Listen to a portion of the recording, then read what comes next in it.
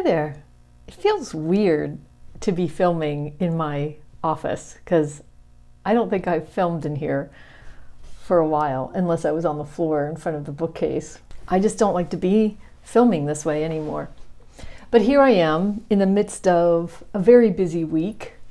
So while I still have my thoughts together on some of the books that I have finished, that I started at the end of August and now have finished, and updating you on stuff that I'm reading, but especially the books that I've finished, because I am entering into a very busy time of year at work, and I will have a very taxed brain for the next few weeks. So I thought I would capture thoughts while I have them, because I have read some pretty intense stuff. And I don't want the intensity to diminish quite yet, but really intense stuff. Okay, I will talk first about this one, Stillborn. I read this, I think I finished it before I went on that work trip. And I've been wanting to read this for quite a while. This is a Mexican author, Guadalupe Nettel, translated by, not on the front. It's not on the front, Fitzcarraldo.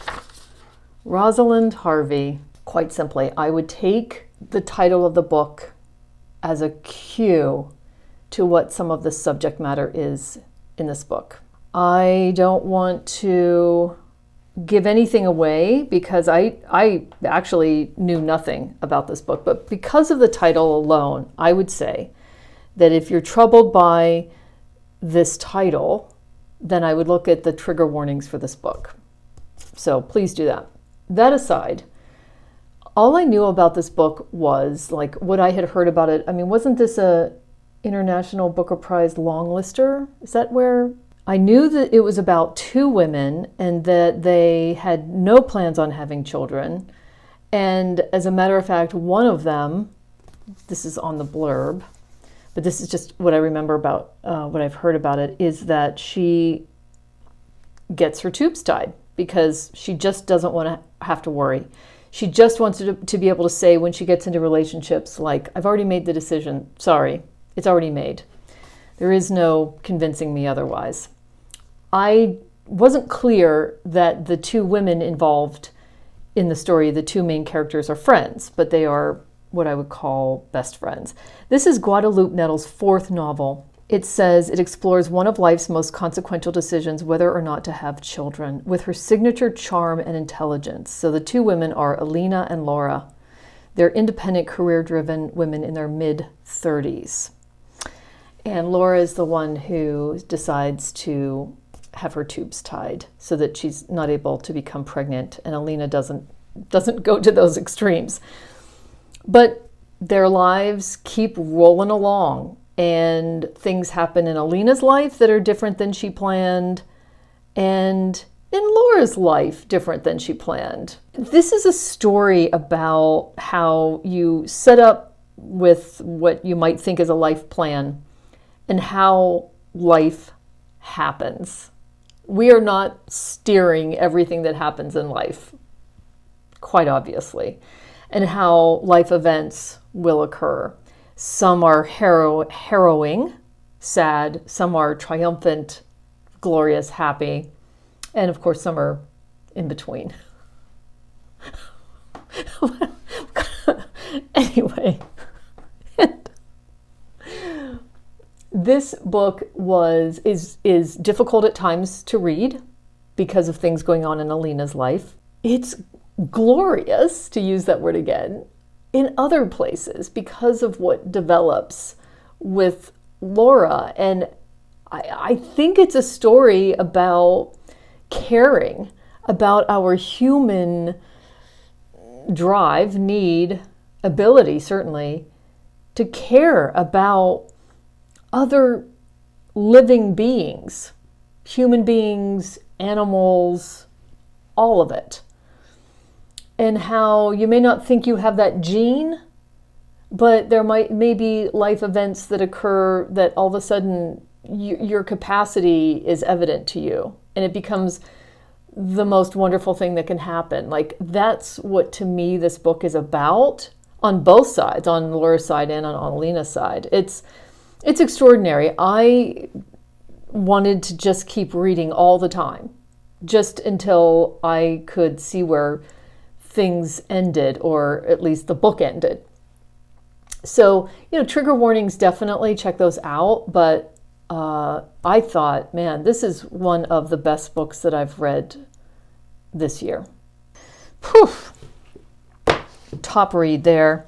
Then, because of some booktubers that I follow, I heard about Elena Ferrante's The Days of Abandonment. It's later in the day, and I'm inserting this clip about the next book I want to talk about, because when I recorded it the first time, I just didn't clearly talk fully about this book. I don't feel like I gave it justice, because I was focusing too much on one of the scenes, or one of the parts of the book, which is in the middle, that is really, it's both the pinnacle part of the story because it's so intense, but also it lasts for several chapters.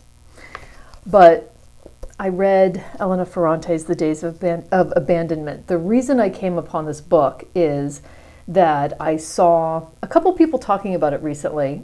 One of them is Nathan from Nathan's Nook, who I'm sure did a much better job than I'm about to do talking about it. So please go check his vlog out when he talks about this. I came across this because I heard about it, but also I read her book called The Lost Daughter after I saw the film. The film is excellent. It has one of my favorite actresses in it, whose name I can't remember. But there were questions I had about the film, and I figured the book could answer some of those questions. And it really did. It illuminated the areas of the movie that were unspoken, and her book gave me insight into it. So it was excellent, excellent. I love that book and the movie. I knew from hearing about this book that it's about Olga. It primarily focuses on Olga at a time of her life where her husband comes home. This is how the book starts. And he tells her he's leaving her.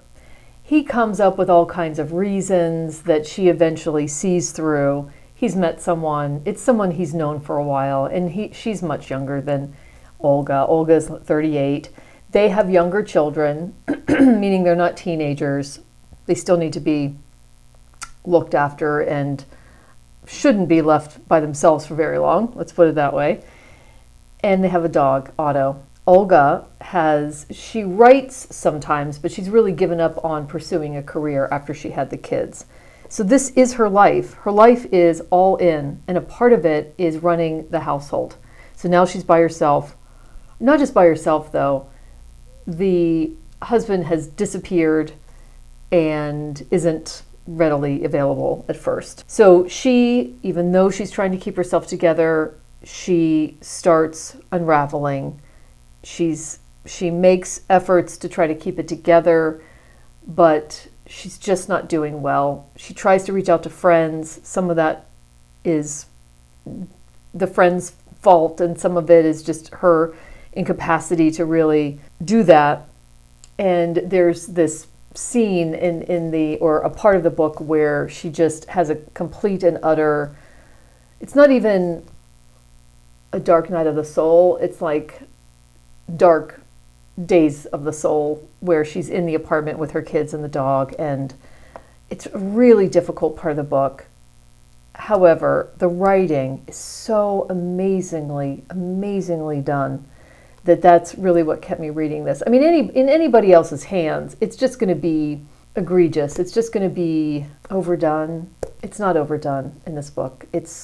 I felt like I had been in a movie theater off and on for like 3 days, and I was intensely watching this film for too long. That's how deep into it I was. I couldn't read it before I went to bed. I was just reading it at different other times of day. but it's propulsive, and I wanted to know that she was going to be okay. But this book is really the internal experience of someone who, it's like saying that you're fired. You're fired from your entire life. And oh, I'm going to just disappear because you mean nothing to me. You, one day, 1 hour, we're here, we're doing all of this, and then you're gone. I am absolutely not, we are not in this dynamic anymore. And that was such a high cliff to be left on, that you could just feel every feeling that she was experiencing. And she has these moments of awareness where, like, who am I? Like, what is life really about? What has my life been about? I've been so enmeshed in this life, but especially this relationship. And this relationship isn't even a relationship. It's just me circling around the orbit of the husband whose name I'm forgetting. I hope that hasn't spoiled this story for you, because the thing about this book is the experience of it, is to read how it can expertly be written about. The one person I thought of was Jean-Paul Lahari when I was reading this book, except she has a different style of writing, but excellent. And she actually blurbs this on the front. She says, "The Days of Abandonment is a powerful, heart-rendering novel. What an astonishing book." And it's interesting because the reference to Days of Abandonment means her being abandoned, but it's also her husband just leaving and abandoning everyone. It's his days of abandonment too. It was really funny. She's going to the vet, talking to the vet. Some things are happening, sadly, with the dog. And she's having some conversations with the vet. And he clearly likes her. And she's told him what's happened in her family. And he starts bad-mouthing Mario, that's the husband, in terms of what's happening, in this case with the dog. Excess of sensitivity can also be a fault. I'm sorry, you have no responsibility other than that of being a very sensitive woman. Excess of sensitivity can also be a fault, I responded. The real fault is Mario's insensitivity, he answered, letting me know by a glance that he could well understand my reasons and considered those of his friend stupid. He also added some gossip on certain opportunistic maneuvers my husband was making to obtain some job or other, things he knew from his brother. I marveled. I didn't know Mario in that aspect. The doctor smiled, showing his very regular teeth, and added, "Oh, but apart from that, he's a man with many good qualities." That last phrase, the elegant jump from malicious gossip to compliment, seemed to me so very successful that I thought of adult normality precisely as an art of that type. I had something to learn. So, this is not an easy book. I can't say it was enjoyable, but the writing is something else. And so this is going to be one of my most excellent reading experiences of this year for sure. It's going to be up there. Now, going back to the video I originally made. Sorry, everyone. The start of the book description, the next book, which is Dusty Answer by Rosamund Lehman, somehow got deleted. So I'm going to drop you into me reading a clip of the book, Dusty Answer. Her was starting to leap up in response to him, and watching his face, she saw with a terrible pang that it was true. Unarguable, proved over again more clearly than ever that he had some quality which separated him from everybody else in the whole world, startled the imagination, and made him of appallingly significance to her. God. That's this book. I want to know what happens. I love that whole thing, and I also love the friendships that she's developing at Cambridge. Those scenes are amazingly written. I am on the train of Rosamund Lehman. So if you know Rosamund Lehman, I'm starting with her first novel. I guess the next one should be The Weather in the Streets. Please tell me. And if you've read this, of course, don't spoil anything for me, but that would be good to get a recommendation from, because you already know how good this story is. I had just started about 37 pages in this book, which I was really enjoying, but then I went on that trip and I didn't take it. The reason I didn't take it is that the cover has fallen off and it was already in such delicate shape. But this is Margaret Drabble's Jerusalem the Golden. Now this year I've already read the wonderful The Millstone by Margaret Drabble, and I had this book on my shelf, just like The Millstone, and I wanted to get to it because I had such an amazing experience reading The Millstone. I love her writing voice. This is about, let me remind myself, she wondered what her mother would have made of Amelia, Magnus, Gabriel, Clelia, and Annunziata, let alone Sebastian and Candida. Clara's mother would have made very little of them, but the girl from Northam was very much at home in their tender, blurred world. Those are her friends. After all, it was so much more real than the world of the folks back home. Clara could become the golden girl and have real affairs with married men, just like in the novels. I don't know. I just, the voice of Clara, the young woman protagonist, is just so sharp and interesting that I'm looking forward to getting back to this. This is just a brilliant edition. I think it's from the 60s. It says that it costs 25p in the UK. Crazy. And I have a few books out from the library that I'm still thinking about, but I do want to get to, what's it called? The Picture of Dorian Gray by Oscar Wilde. I was watching one of Charles's videos, Charles, who goes by Seesop. He actually has an Oscar Wilde video, but he, in a couple other ones, he talks about this book and how much he's loved it. And then I've heard other podcasters talk about The Picture of Dorian Gray, and I've never read it. I'm really intrigued by the the preface that Oscar Wilde has written talking about art. And then it launches into the story of this painter who has painted the portrait of Dorian Gray. That's as far along as I've gotten so far.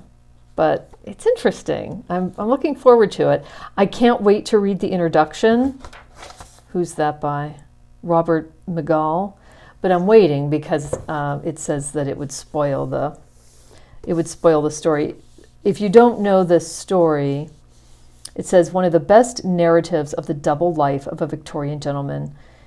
Oscar Wilde's alluring novel of decadence and sin was a success on publication. It follows Dorian Gray, who, enthralled by his own portrait, exchanges his soul for eternal youth. Interesting. So we'll see. I did want to mention, since I haven't mentioned it for a while, my year-long reading of War and Peace.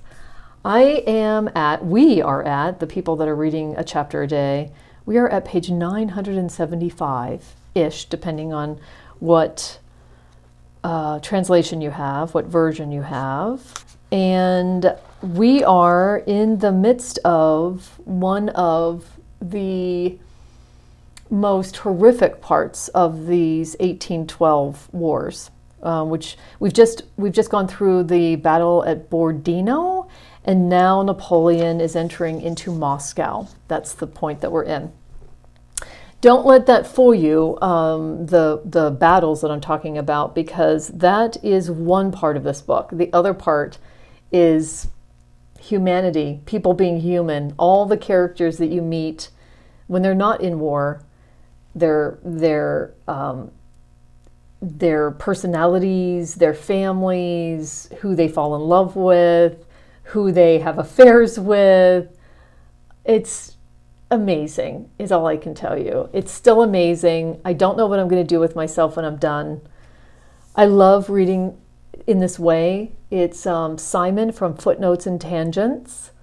I'll remember to link his Instagram account in my notes because he's doing another read-along starting January 1st of this book.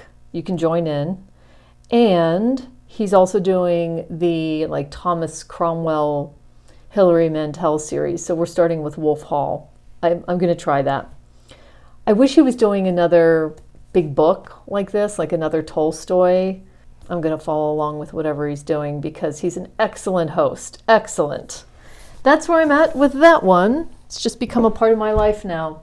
It takes 5 minutes a day in the morning to read a chapter. That's it. Intense, fantastic. This is fun. And this will be interesting. That's where I'm at. I am ready for the less intense stuff that I'm reading now. Share in the comments, please, your experiences with any of these authors. I would love to hear. And tell me what you've been up to. I'm recording this on September 7th. So these are late August, early September stuff. I'll talk to you later. Thanks for joining.